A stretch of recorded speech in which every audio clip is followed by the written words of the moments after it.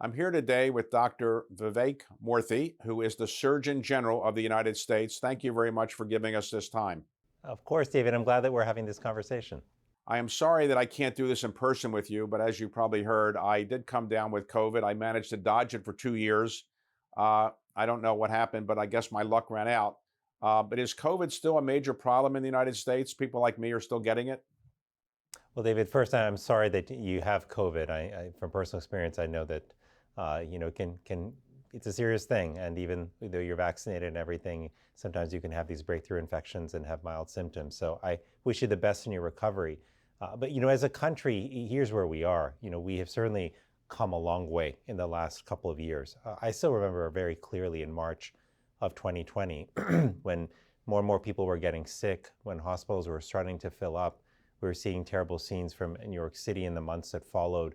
And we didn't know a lot about the virus, and we didn't really have treatments and much less vaccines. Fast forward now to a couple of years forward, and we actually have these vaccines that are incredibly effective at keeping people out of the hospital and saving their lives.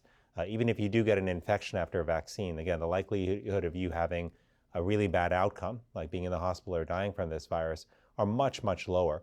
And you combine that with the treatments that we now have available, treatments like Paxlovid, and you find that most deaths from COVID-19 should be preventable at this point. So that is a long way to come from where we were. With that said, we are still losing several hundred people, 300 to 400 people a day to COVID-19, and they tend to be predominantly individuals who are not up to date on their vaccines or who haven't received treatment. So we still have more work to do, and especially with the winter coming, we've seen the last couple of years there's been an increase in cases during the winter. So that's why we want people to be up to date with their vaccines. We've got an updated vaccine right now, in fact, that is tailored for the new Omicron variant, BA.5.